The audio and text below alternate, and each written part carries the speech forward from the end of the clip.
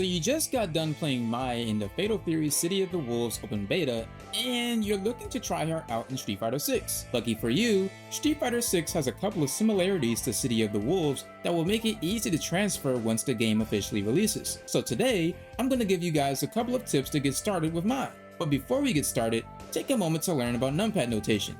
It's a widely used system in the fighting game community that makes it easier to understand inputs across different platforms. Just picture a keyboard's number pad and match the numbers to their corresponding directions. 1 is down back, 6 is forward, and so on. Floating like a butterfly, stinging like a bee. Many Mai players are making simple mistakes that hold them back, mainly because they don't understand some of the core strengths of the character. But in this video, I'll show you 5 key tips to help you progress with Mai and start winning more matches. Whether you're completely new to Mai or just looking to sharpen your fundamentals, this guide will cover everything from her best pokes to her mix-up potential. By the end, you will have a solid foundation to start winning more matches.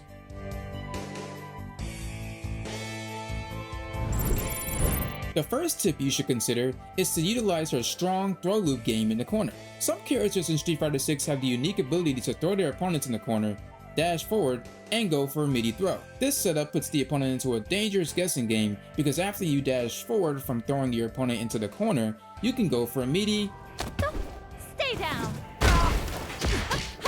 bait DPs, Stay down. anti-air jumps, Stay down. Wait.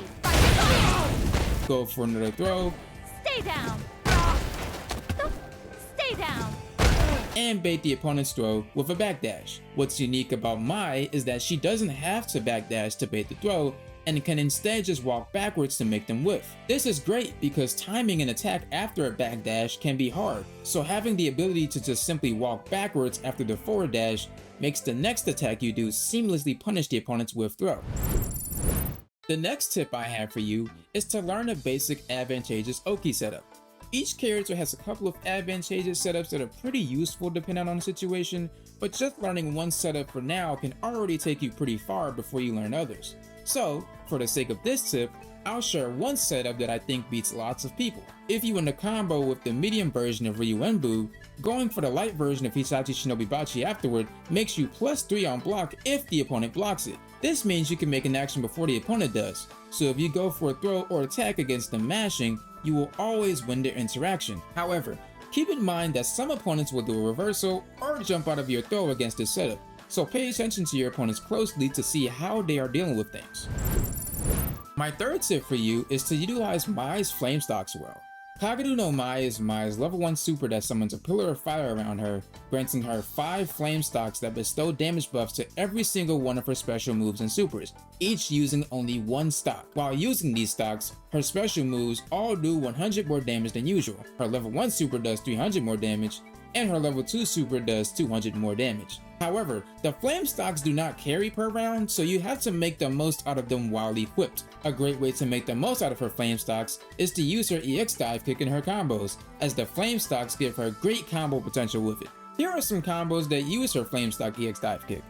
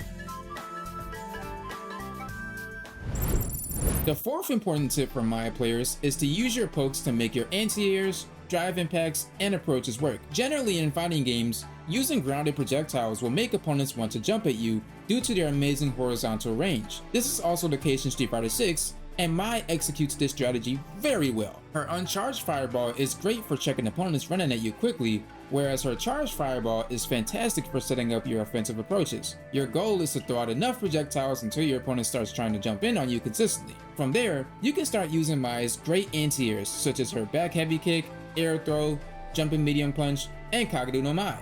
Let's not forget her fast pokes though, as her standing heavy kick, standing medium kick, standing medium punch, and crouching medium kick are great for keeping opponents away from you. Some people will try to jump over these buttons, but others will play a bit more passive and attempt to whiff punish. The key thing to know here though is that they are waiting for you to throw out a button, which leaves an opening for you to drive rush in and start your offense. This is a universal strategy amongst the cast, so if you're planning on trying out any other character, play around with this. Now you will also come across players who will drive impact your projectiles and pokes, and for them, just play passively and wait for their drive impact to come out.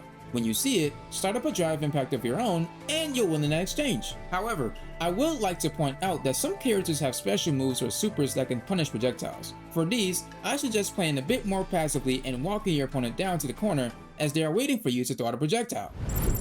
And for the final tip, make sure to have a healthy mindset when learning Mai. Learning any new character in any fighting game can be difficult, especially if you already have a main character and the current ones play differently. Just approach it as if you're learning the game for the first time. You gotta learn your combos, how your special moves work, and how the character interacts with the mechanics. It may take you a while to get things down, but remember that the journey of improving at fighting games is a marathon, not a race. Don't feel pressure to improve in the next 30 minutes.